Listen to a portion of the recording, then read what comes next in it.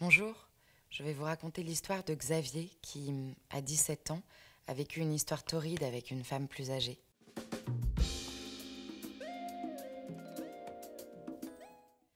Aujourd'hui que son fils est lui-même un adolescent, il s'en souvient et fait le bilan, avec tendresse. Le temps passe vite.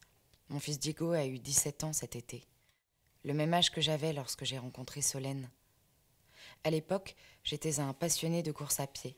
Je faisais mes allers-retours quotidiens au lycée en courant. Je m'entraînais dès que j'avais une minute. Le prof de sport m'a recommandé auprès d'un club d'athlétisme pour que je puisse avoir mon propre entraîneur. Solène avait 36 ans et elle y venait avec son mari.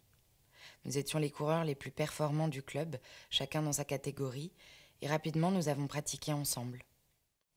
J'étais lycéen, elle travaillait dans l'administration, on pouvait se retrouver en fin d'après-midi pour courir le long de l'Isère. C'était rare à mon niveau de trouver quelqu'un qui tienne la distance et j'étais ravie et pas peu fière de partager ces moments avec elle. C'était une femme superbe avec une silhouette de coureuse, élancée, petit sein, taille fine, jambes à se damner. En plus, elle avait des yeux incroyables, violets comme ceux d'Elizabeth Taylor. Entre émulation, effort partagé et admiration mutuelle, nous nous sommes vite rapprochés. J'étais flattée qu'on vive cette complicité, mais je n'imaginais pas une seconde que son intérêt puisse aller au-delà de l'affection amicale. Bien sûr, j'ai commencé à fantasmer sur elle. On court en short, très short. J'avais déjà fait l'amour avec une fille de mon âge, mais pour l'ado que j'étais, être initiée aux choses du sexe par une femme telle que Solène tenait du rêve.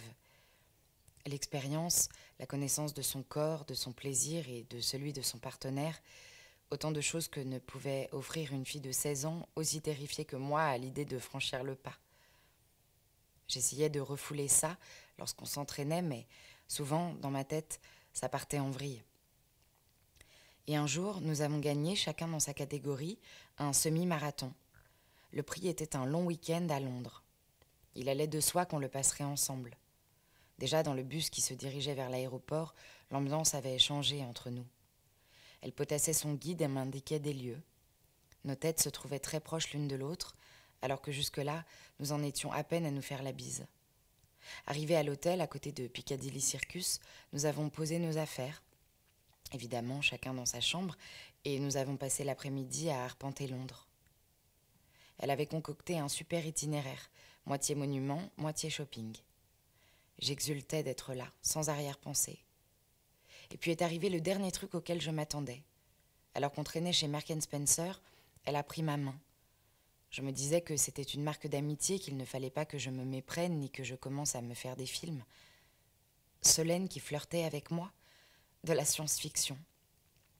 Le soir, on a mangé dans un petit resto. J'avais commandé un truc bizarre, genre huître à la menthe. Je faisais mon malin, mais je me demandais comment j'allais pouvoir avaler ça. La vérité, c'est que j'étais de plus en plus troublée et que je ne voulais pas que ça se voie. Elle souriait à mes clowneries et me regardait d'une façon qui n'arrangeait pas mes affaires. Au dessert, elle a soufflé la bougie qui se trouvait au centre de la table et s'est penchée vers moi pour m'embrasser. « Tu es beau, Xavier. Est-ce que tu sais à quel point tu es beau ?» Elle m'a avoué que cela faisait un bon bout de temps que je lui plaisais et qu'elle m'admirait, comme athlète et comme personne. Moi, je ne me trouvais pas beau, loin s'en fallait, et ces mots m'ont bouleversée. Elle m'a demandé si je ressentais la même chose et si j'avais envie qu'on dorme ensemble. J'ai répondu oui à tout. Nous sommes rentrés à l'hôtel. Elle est venue dans ma chambre et, vous imaginez, deux marathoniens fous de passion. On a fait l'amour toute la nuit, littéralement. On a vu le jour se lever. Je savais à peine à l'époque ce que le mot préliminaire pouvait vouloir dire. Ah bon, les femmes aiment tant que ça qu'on leur caresse les seins. Et on peut rigoler au lit sans avoir l'air débile. Au réveil, nous avons recommencé. J'étais excitée et renversée en même temps. Et si j'ai évidemment adoré qu'elle prenne mon sexe dans sa bouche, j'ai été presque choquée quand elle a dirigé ma tête vers le bas de son ventre. Comme je savais que ça se faisait, je me suis appliquée, soucieux de bien faire sans pour autant savoir si j'aimais ou pas. On est à peine sortis de l'hôtel, juste ce qu'il fallait pour avoir des photos à montrer en rentrant.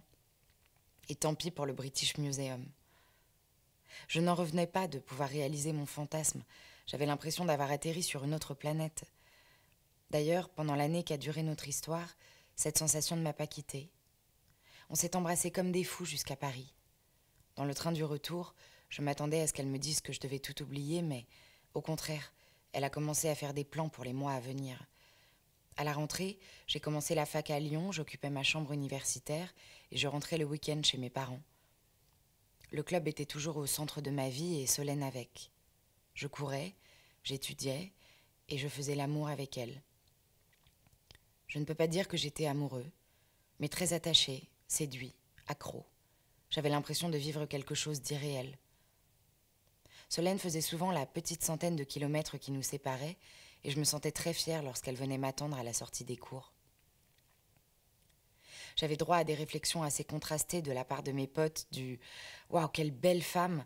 admiratif au « Mais c'est une vieille !» écœurée. Pourtant, je n'en avais que faire lorsqu'elle descendait de sa Golf, le sourire aux lèvres, son lancel à l'épaule. L'âge de Solène n'était pas un souci pour moi. C'était plutôt son statut de femme mariée qui me troublait. Et aussi, ce qu'on faisait au lit. Même si elle était assez pédagogue, il y avait des jeux pour lesquels je n'étais pas mûre.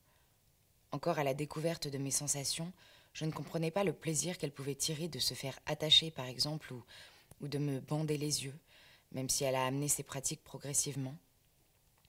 Ça me faisait passer des moments d'aversion, ça me travaillait. Par exemple, tout ce qui touchait au sexe anal me coupait mes moyens. Blocage total, impossible. Comme si mon corps refusait d'aller plus loin. Ça aussi, ça m'a beaucoup préoccupée. Elle a dû prendre conscience alors du décalage qu'il y avait entre nous, pas dans l'état civil, mais dans nos têtes. Nous nous écrivions souvent, jusqu'à 3 lettres par semaine. Dans les années 80, il n'y avait pas d'email. Et à ce moment, le ton des siennes a commencé à devenir mélancolique et fataliste. Elle n'était pas heureuse avec son mari, qui ne voulait pas d'enfants et dont la libido était quasi inexistante. Mais avec moi, disait-elle, aucun avenir n'était possible. Moi, à 18 ans, je ne me projetais pas au-delà de la fin de mes études.